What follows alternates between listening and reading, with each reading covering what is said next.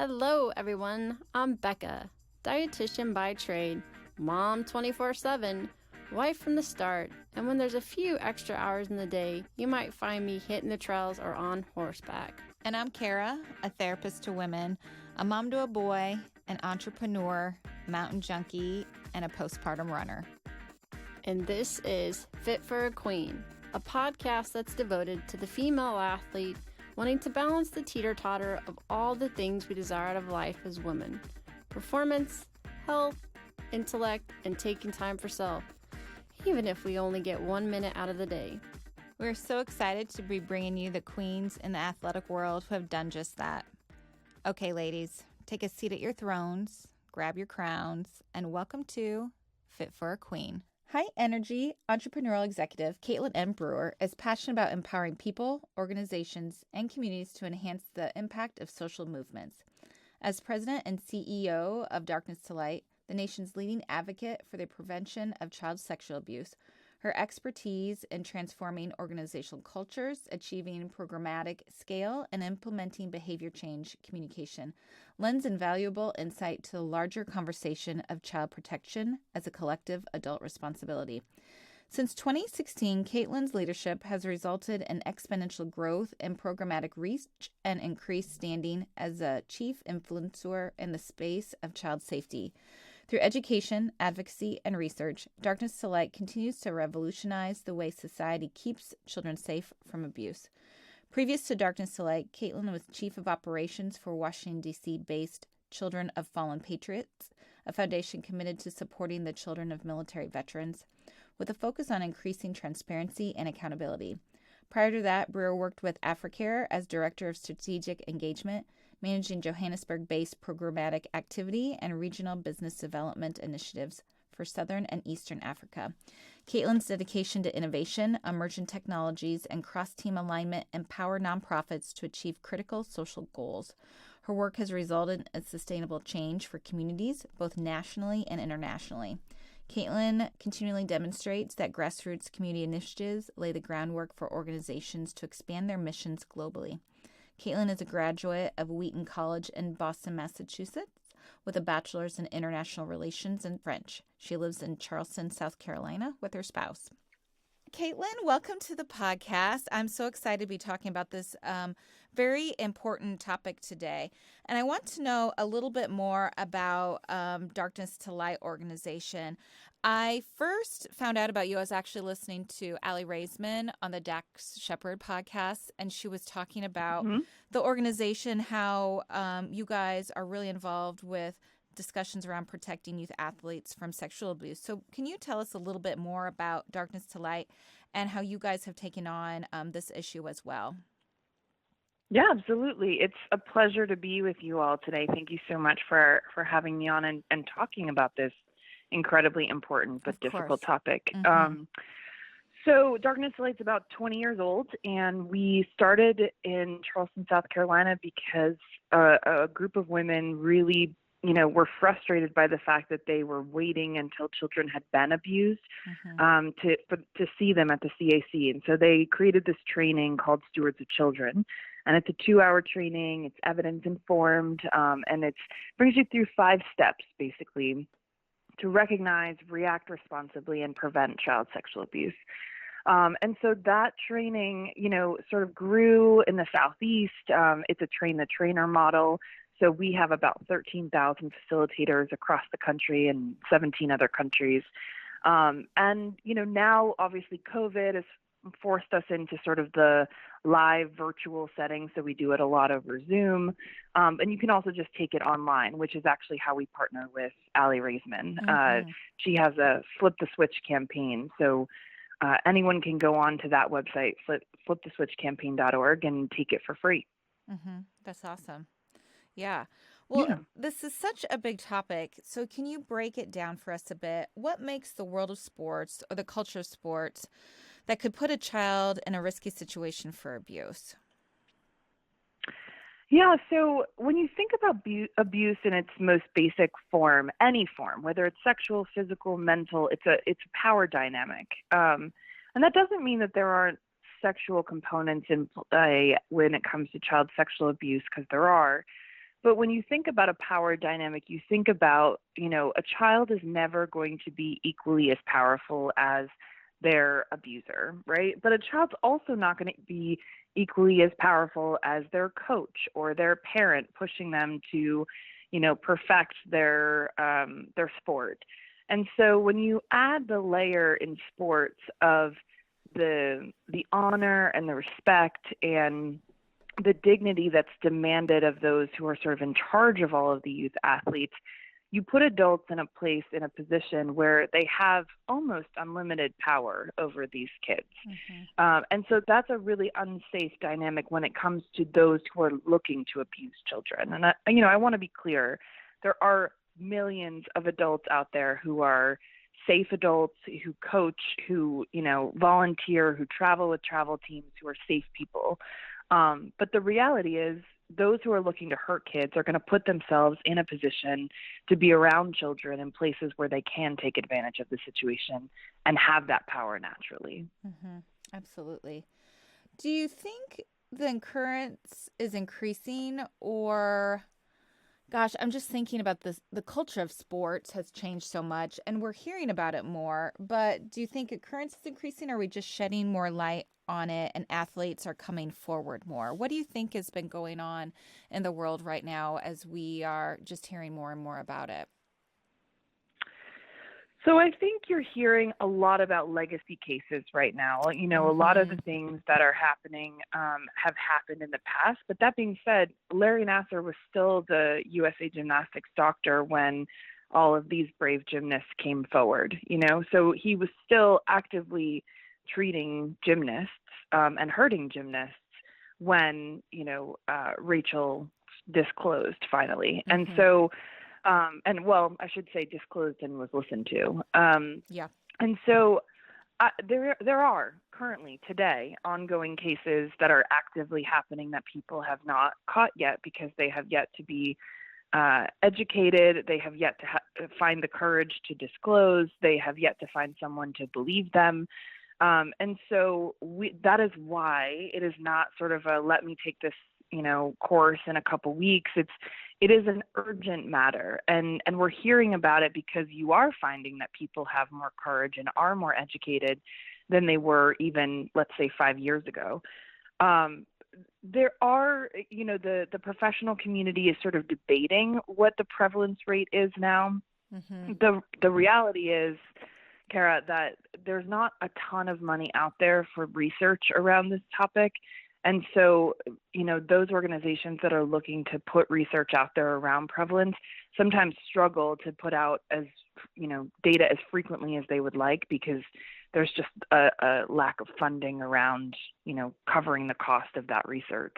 And tell me why. Is it because of the taboo topic? Is there other just, hot other research topics that they want money to go to? What is it about that?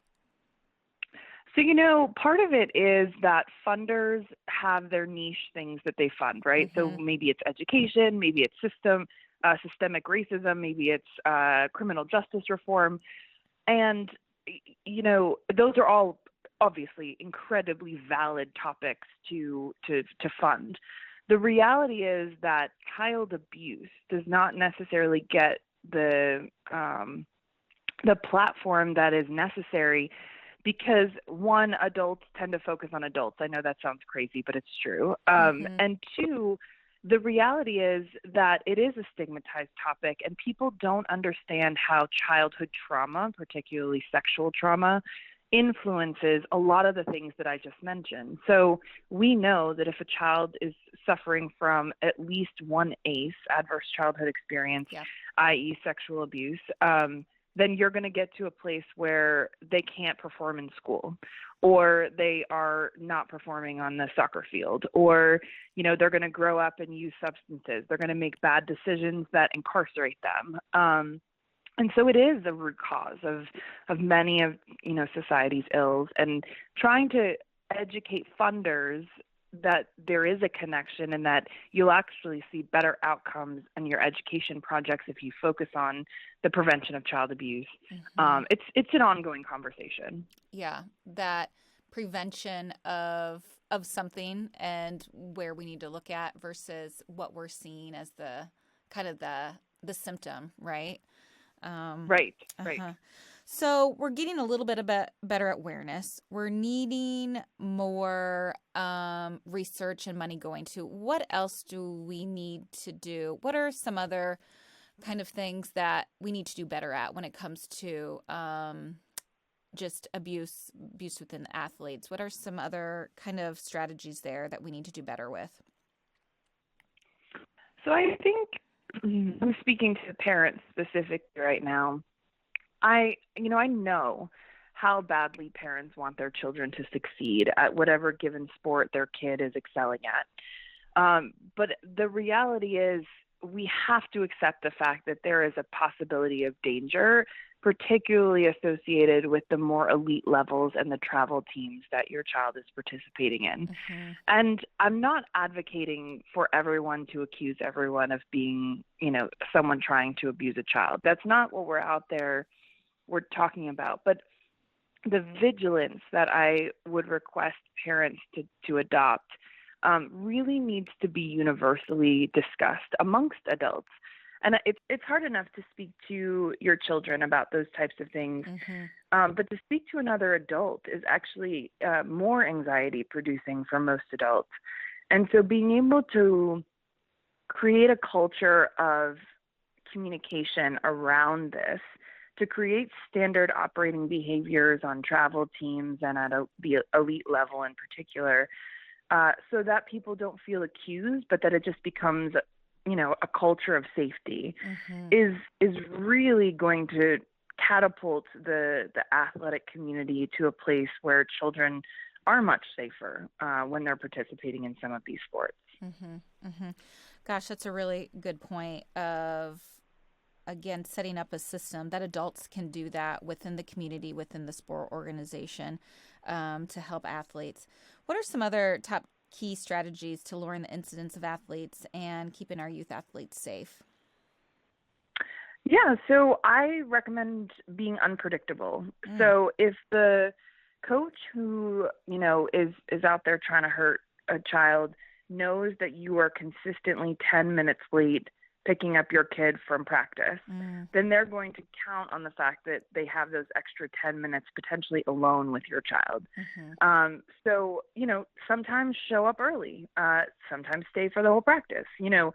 Don't be afraid to be present in your child's life, even though they might roll their eyes and they get annoyed with you. And definitely be unpredictable so that the other adults around you know that you're going to show up whenever. The other thing is continue to maintain an open dialogue with your kids. Ask them about how they feel about the adults that surround them and what other kids think about those adults. And, share articles with them. Maybe it's not always a conversation that you have to have, but text them the link to articles about this topic and sort of ask them what they think about it, and just keep the dialogue open. The final thing that I would recommend is, don't tell your child that if someone hurts them that you're going to kill them. And I know that sounds like, well, of course I'm going to kill them. Sure. If anyone hurts my child, I'm a mother, I'm a father, I would do anything to protect my kid. What studies have shown is that most children who hear that want to protect you. And so they're not going to disclose to you because they're scared that if they say something that you're going to negatively react and then you're going to be taken from their lives. So not only have they suffered through something, but they're also scared that they're going to suffer through losing their trusted adult in the process of keeping themselves safe. And so just watch, your language to make sure that you are allowing the opportunity for disclosure to happen. That's a really good point. I'm just thinking of other experiences of on the same line of I don't want to hurt my parent with this news. I don't want to disappoint them. I don't want to make them angry. I don't want to make them sad. Yeah, that protective of the parents and therefore keeping it even more of a secret is such a really good point. Can you tell us a little bit about the trainings that you have available now online with Darkness to Light? Sure. So I mentioned before our standard, flagship 2-hour training called Stewards of Children. That is the training that brings you through all 5 steps. And then recently during COVID, we actually released a Protecting Children During a Crisis training. This training is available for free. It's a 30-minute training that you can take online.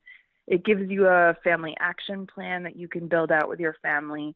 And our goal really is, if there is a domestic situation where both the safe adult in the household feels unsafe and the other adult is hurting a child, it gives you an opportunity to sort of think through ways that you might be able to prevent one-on-one time between, the adult who's hurting the child and the child. In addition, we have 5 other modules that focus on really specific things. The one maybe for your audience that you speak to most frequently would be healthy touch. Mm-hmm. So if you are a coach and you're trying to correct posture or help a athlete with their back handspring or whatever, asking for consent to touch the child before you touch them and to help them is a way of just teaching kids that they are allowed to say yes or no. And so it gives, examples like that help coaches establish boundaries and children learn what safe, touch feels like.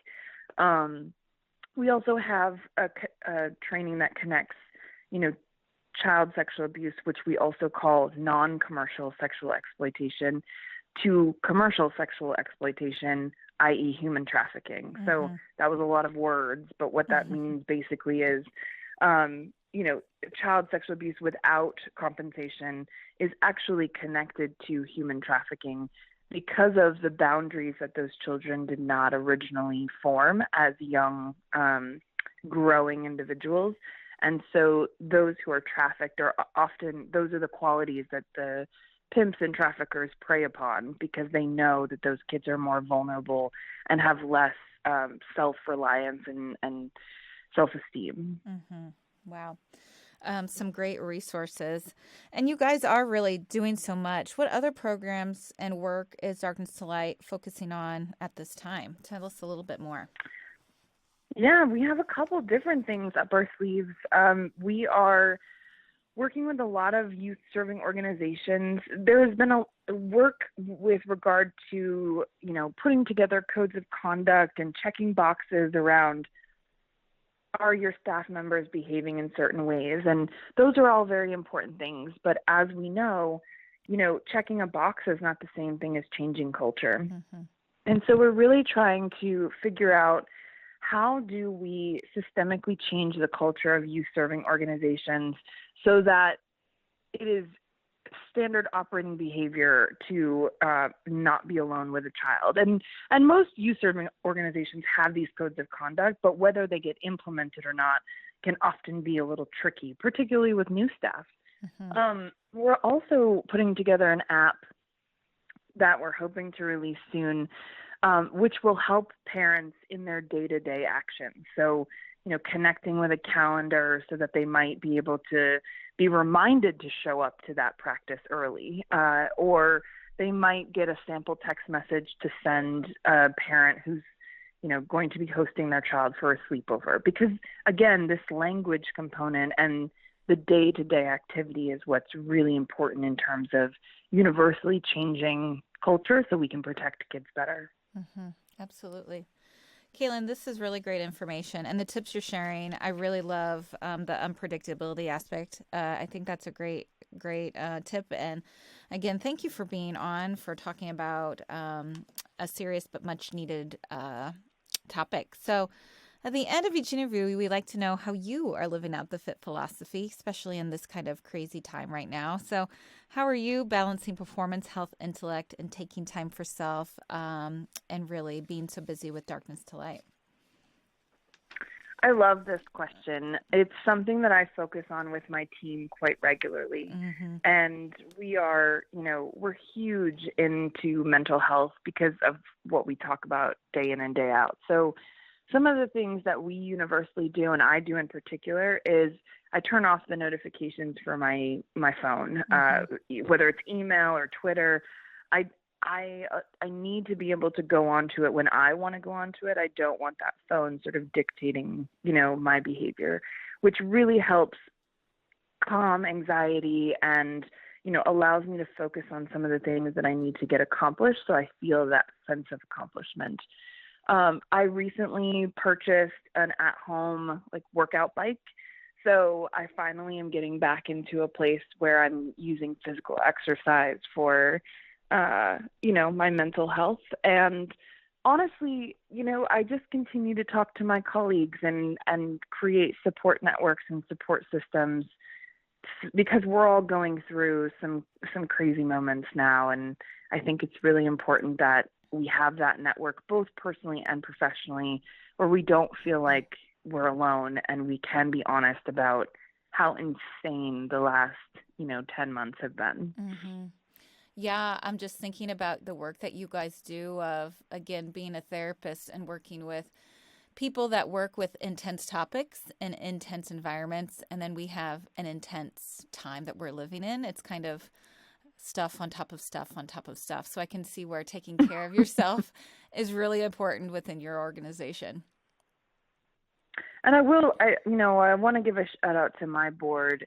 They, as I'm sort of trying to take care of my team, they're also trying to take care of me and our senior leadership team, and having leadership on that level that understands that sometimes you need, a little break unexpectedly, or that a project isn't going to get done on time, and just giving people grace and empathy.